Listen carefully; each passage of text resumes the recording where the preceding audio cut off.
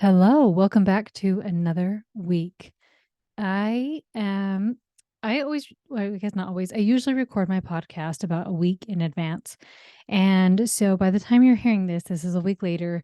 But when I recorded this, I had just gotten home the night before from our dreamy Hawaiian vacation last night. So I have a lot of thoughts from this trip and I wanted to share them with you while they were still on my mind. Um, so the first one I wanted to talk about is you can create anything you want.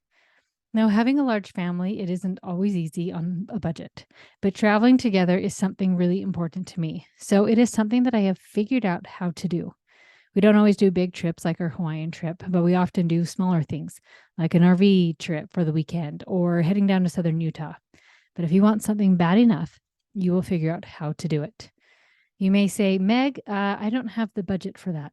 But if you want something bad enough, you will figure out a way around that obstacle. Money just may be your obstacle.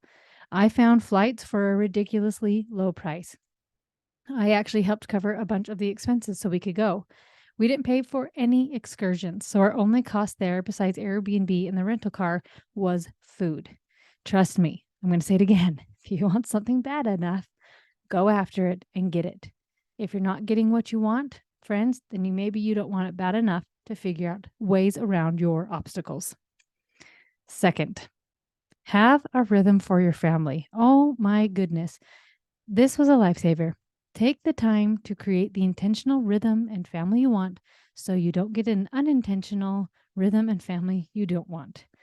While traveling, we kept a looser version of our rhythm and it made everything just so freaking dreamy. So we'd get up in the mornings at a normal time. We read our scriptures, say our prayers, eat breakfast together. We tidy up, get ready, and head out the door and go party. At night, we played games. The TV never came on, so we just weren't checking out at night, and people went to bed at a decent hour. It made so everybody was in a good mood the whole entire trip because they were getting adequate food, they were getting adequate rest, they were in a rhythm, right? And they knew what was expected of them. And so people were generally in a good mood on the whole entire trip. So take the time to create a rhythm for your family. All right. Third, learning is important, but family is everything. This trip was an absolute dream for me. I haven't been able to travel with all of my babies for 3 years, and that has felt like a really long time to me. I got a week and a half with all of my kids together, and then it was going to be about another 3 years before we're all together again. I am so stinking glad of all the extra time I got with my kids just by homeschooling them. It has gone by so fast for them to grow up. Yes, my kids can read and write. My big kids are in college, but I care way more about our relationships than I do about their academics. Don't lose sight of what is really important. Stop stressing over the things that don't matter, whether in your homeschool, in your home, in relationships with your children. Quit stressing over the things that just don't matter. Who cares if your kid has messy penmanship? Who cares if your kid isn't a voracious reader? Stop focusing on what they're not and instead start focusing on what they are and your relationship with them. As we drove home from the airport, I got super teary-eyed. I actually cried a few times on the trip, knowing that I only got this little window because I knew my oldest son would be coming home to his own house.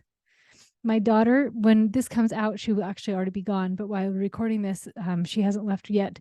She has started the Home MTC, the Missionary Training Center, and she flies out Tuesday morning. And she will be flying to Mexico to learn Spanish in the Missionary Training Center and then to serve in Texas for 18 months on her mission. My kids are some of my very best friends, and my heart aches when they leave. I couldn't be more proud of them, and they are doing really good and awesome things. But oh goodness, I'm just taking some space right now to feel a little sad at this new stage in life. Academics are not everything. They are just a part of life.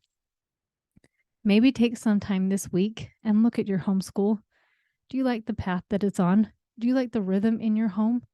Are you creating the things that it is you want? Are you more worried about academics or relationships with your kids?